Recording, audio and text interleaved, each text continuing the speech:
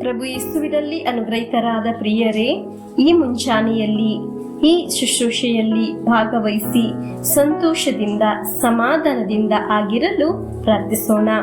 ಅನೇಕರು ಯೋಚಿಸುತ್ತಾರೆ, ಹೀಗೆ ಎಲ್ಲ ಪ್ರಾರ್ಥಿಸಿದರೆ ಏನಾದರೂ ಕಾರ್ಯ ನಡೆಯುತ್ತದಾ, ಫಲ ಉಂಟಾಗುತ್ತದಾ, ಅದ್ಭುತ ನಡೆಯುತ್ತದಾ ಎಂದೆಲ್ಲ.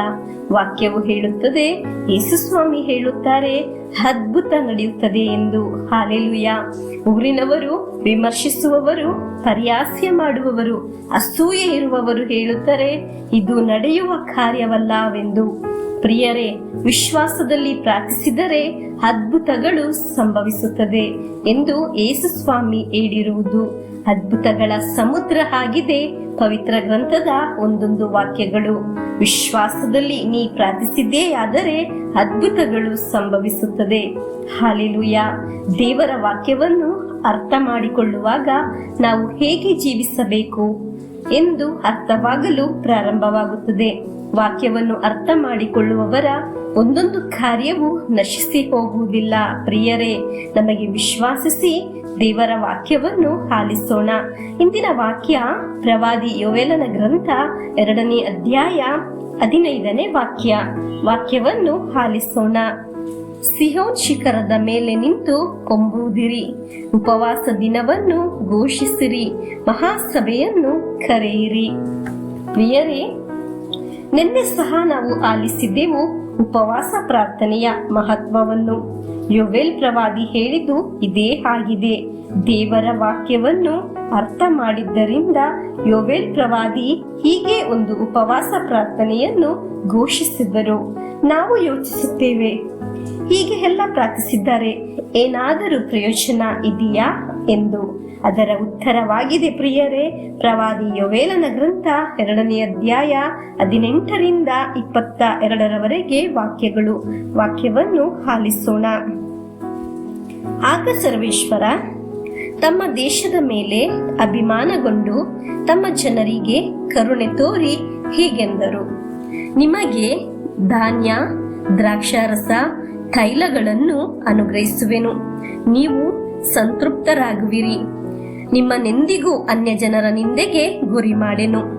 ಉತ್ತರದಿಂದ ಬಂದ ಮಿಡತೆಗಳ ಸೈನ್ಯವನ್ನು ನಿಮ್ಮಿಂದ ತೊಲಗಿಸುವೆನು. ಹಾಳು ಬಿದ್ದ ಬಂಜರು ಭೂಮಿಗೆ ಅದನ್ನು ಓಡಿಸುವೆನು. ಅದರ ಮುಂಭಾಗವನ್ನು ಪೂರ್ವದ ಸಮುದ್ರಕ್ಕೂ ಹಿಂಭಾಗವನ್ನು ಪಶ್ಚಿಮದ ಸಮುದ್ರಕ್ಕೂ ತಳ್ಳಿಬಿಡುವೆನು. ಅದು ನಿಮಗೆ ಮಾಡಿದ ಘೋರ ದುಷ್ಕೃತ್ಯಗಳಿಗಾಗಿ ದಂಡಿಸುವೆನು. ಅದರ ಹೆಣಗಳ ದುರ್ವಾಸನೆ ಹೇರುವುದು, ಗಬ್ಬು ನಾರುವುದು. ಭೂನಿವಾಸಿಗಳೇ, ಭಯಪಡಬೇಡಿರಿ, ಆಶಿಸಿ ಆನಂದಿಸಿರಿ. ಸರ್ವೇಶ್ವರ ಮಹತ್ ಕಾರ್ಯಗಳನ್ನು ಎಸಗಿದ್ದಾರೆ. ಭೂಜಂತುಗಳೇ, ಅಂಜಬೇಡಿ. ವನವೃಕ್ಷಗಳು ಫಲಭರಿತವಾಗಿರುವವು, ಅಂಜುರ ದ್ರಾಕ್ಷಿಗಳೆಲ್ಲವೂ ತುಂಬಿ ತುಳುಕುವವು.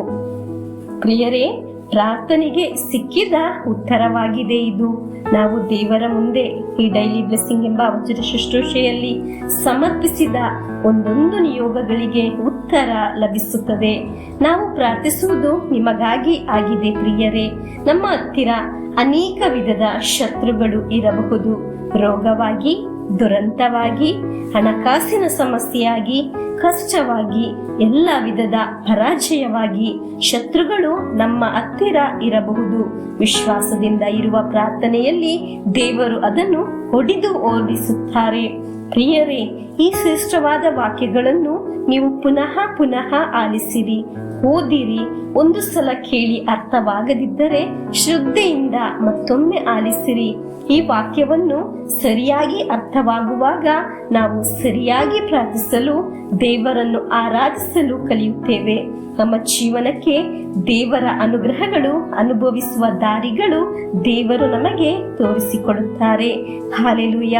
ಪ್ರಿಯರೇ, ಪ್ರವಾದಿ ಯೋವೇಲನ ಜನರ ಹತ್ತಿರ ಪ್ರಾರ್ಥಿಸಲು ಆಹ್ವಾನ ಮಾಡಿದ ಹಾಗೆ ನಮಗೂ ಈ ವಾಕ್ಯಗಳನ್ನು ಶೇರ್ ಮಾಡಿ ಪ್ರಾರ್ಥಿಸಲು ನಮ್ಮ ಆತ್ಮೀಯರಿಗೆ ಹೇಳುವ, ಅನೇಕರು ರಕ್ಷಣೆ ಪಡೆಯಲು ನಾವು ಕಾರಣವಾಗಲಿ.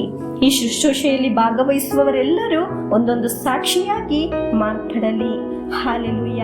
ನಮಗೆ ಪ್ರಭು ಯೇಸುವಿನ ಆಶೀರ್ವಾದವನ್ನು ಸ್ವೀಕರಿಸೋಣ. ನಮ್ಮ ಪ್ರಭು ಯೇಸು ಕ್ರಿಸ್ತರ ವರಪ್ರಸಾದವು, ದೇವರ ಪ್ರೀತಿಯೂ ಪವಿತ್ರಾತ್ಮರ ಅನ್ಯೋನ್ಯತೆಯೂ ನಮ್ಮೊಡನೆ ಇರಲಿ. ರೋಗಗಳಿಂದ, ಅಪಘಾತದಿಂದ, ದುರ್ಮರಣದಿಂದ, ಅಗಾಲಿದ ಮರಣದಿಂದ, ಅಸೂಯೆಯಿಂದ, ಮೋಸೆ ವಂದನೆಯಿಂದೆಲ್ಲ ದೇವರು ನಮ್ಮನ್ನು ಸಂರಕ್ಷಿಸಲಿ.